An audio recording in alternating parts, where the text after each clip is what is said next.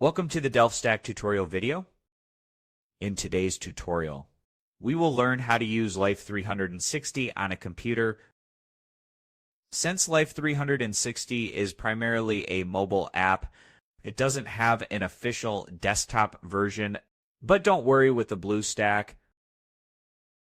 You can run it seamlessly on your PC. To get started, first open your browser and type Bluestacks. Install it from the official website. Since I have it already installed on my computer, open it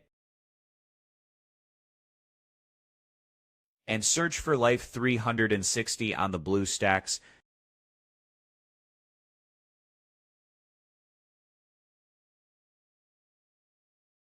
Install it from the Bluestack, and I have already installed it for the sake of the video. So I'll just directly open the app.